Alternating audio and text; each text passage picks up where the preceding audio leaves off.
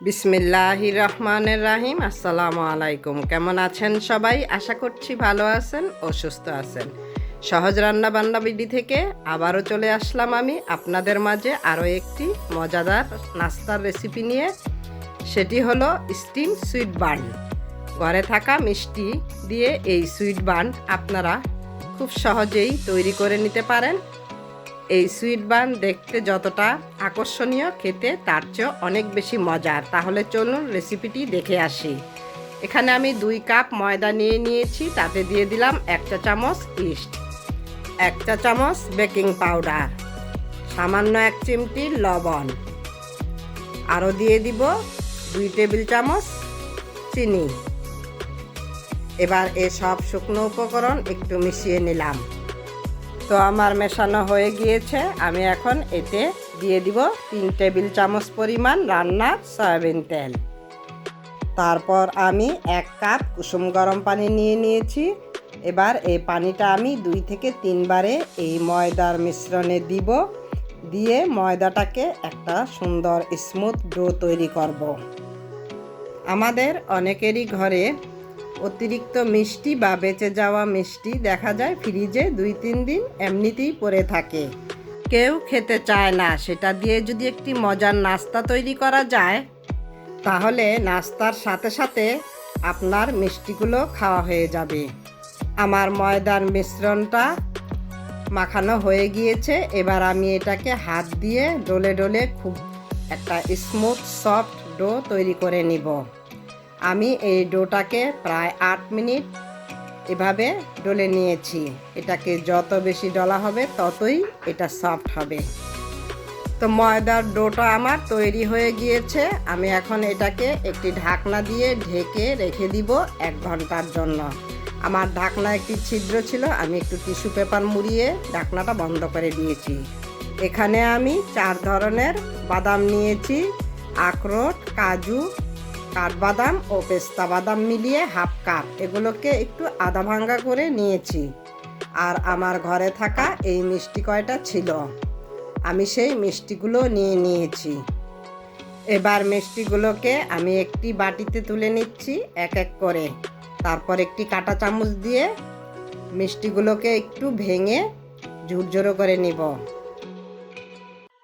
আপনারা চাইলে এখানে ছানা মিষ্টি বা লাড্ডু মিষ্টিও যোগ করতে পারবেন।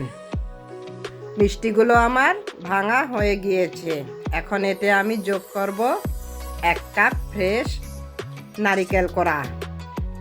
আপনারা চাইলে নারিকেল কোড়াটা কম বা বেশি বাড়িয়ে কমিয়ে দিতে পারবেন। আর কারো যদি নারিকেলে গ্যাস থাকে তাহলে নারিকেল কোড়াটা বাদ দিতে পারবেন। সেক্ষেত্রে বাদাম আরও একটু বাড়িয়ে দিবেন। তো এবার আমি ভাঙা বাদামগুলো দিয়ে দিলাম। আরও দিয়ে দিলাম 3 টেবিল চামচ গুঁড়ো দুধ। তারপর এতে দিব আমি 1 চা চামচ ঘি। ঘিটা দেওয়ার চেষ্টা করবেন, এতে করে এটার ফ্লেভারটা অনেক বেশি ভালো আসে। এবার হালকা হাতে আলতো আলতো করে মাখিয়ে নিলাম। বন্ধুরা, আমি এখানে যে যে বাদাম ব্যবহার করেছি তাই ব্যবহার করতে হবে তেমনটা না।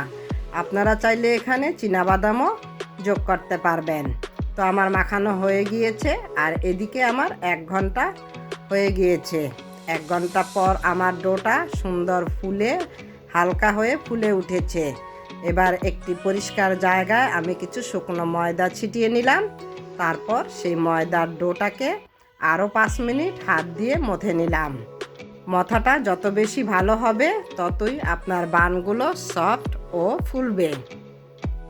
ময়দার ডোটা আমার মাথা হয়ে গিয়েছে। আমি এখন এখান থেকে ছোট ছোট লেচি কেটে নিচ্ছি। আপনারা যতটা বান বানাবেন ঠিক অতটা লেচি কেটে নেবেন। আমার মোট 10 পিস লেচি হয়েছে। আমি এবার এই ময়দার টুকরোগুলো একটি প্লেটে তুলে রাখছি। এবার সেখান থেকে 1 টুকরো লেচি নিয়ে ছোট একটি রুটি বেলে নিব। রুটিটা একটু ভারী করে বেলতে হবে। রুটির পুরুত্বটা ঠিক এই রকম মোটা হবে।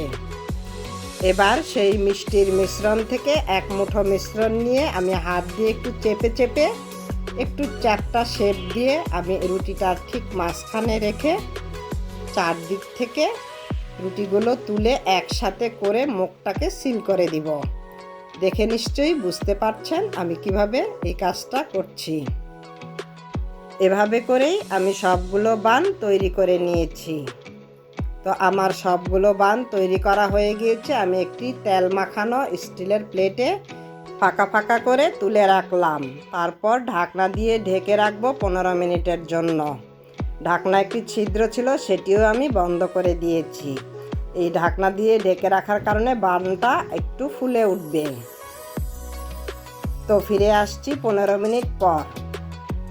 আমার বানগুলো কিছুটা ফুলে উঠেছে। আর আমি একটি রাইস কুকারের স্টিম করার হাঁড়িটা নিয়ে নিয়েছি, তাতে আমি একটু তেল ব্রাশ করে নিলাম। এবার এই হাঁড়িতে আমি একে একে সবগুলো বান একটু ফাঁকা ফাঁকা করে বসিয়ে দিব, কেননা এটা যখন স্টিম হবে তখন বানগুলো আরও ফুলে যাবে। আর ওই দিকে আমি একটি হাঁড়িতে পর্যাপ্ত পরিমাণে পানি ফুটতে দিয়েছি। এবার বানগুলোকে আরও একটু সুন্দর দেখানোর জন্য আমি একটু লিকুইড দুধ নিয়েছি। দুধটাকে আমি প্রতিটা বানের উপর ব্রাশ করে দিচ্ছি। আপনারা গুঁড়ো দুধ গুলিয়েও নিতে পারবেন। আবার আপনারা চাইলে দুধের পরিবর্তে ডিমও ব্রাশ করে দিতে পারবেন। তো এখানে আমি 1 চা চামচ কালো জিরা, 1 চা চামচ সাদা তিল নিয়েছি, দুটাকে একসাথে মিলিয়ে নিলাম। তারপর এগুলোকে আমি বানের উপর ছিটিয়ে দিচ্ছি। আমি বানগুলোকে স্টিম করে নিব। আপনারা যদি চান এগুলোকে ডুবো তেলে ভেজে নিতে পারবেন। সেক্ষেত্রে বানের উপরে দেয়া এই কালো জিরা ও তিল ছিটিয়ে দেওয়াটা স্কিপ করে নিতে হবে। এদিকে পানিটা আমার ফুটে গিয়েছে আর স্টিমের হাঁড়িটা আমি গরম পানির উপর বসিয়ে দিলাম। ঢাকনা দিয়ে ঢেকে 10 মিনিট স্টিম করে নিব। এ সময় চুলার জালটা থাকবে মিডিয়ামে। ফিরে আসছি 10 মিনিট পর। আমার বানগুলো সেদ্ধ হয়ে গিয়েছে। আমি এগুলোকে চুলা থেকে নামিয়ে একটু ঠান্ডা করে নিয়েছি। তারপর একটি সার্ভিং ডিশে তুলে নিচ্ছি। এই বানগুলো আপনারা নর্মাল ফ্রিজে 4 থেকে 5 দিন রেখে খেতে পারবেন। বাচ্চাদের টিফিনে অথবা রমজান মাসের ইফতারিতে তৈরি করে নিতে পারেন। স্টিম করে নেয়ার কারণে এটি একটি স্বাস্থ্যকর নাস্তা। আর এই বানটা কতটা টেস্টি সেটা মুখে বলে বোঝানো সম্ভব না। আপনারা একবার বাসায় বানালেই বুঝতে পারবেন। আমি একটি বান আপনাদেরকে ভেঙে দেখাচ্ছি যে ভেতরটা কতটা সফট ও ফ্লাফি হয়েছে।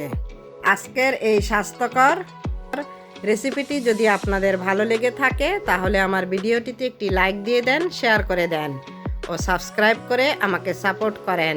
আল্লাহ হাফেজ।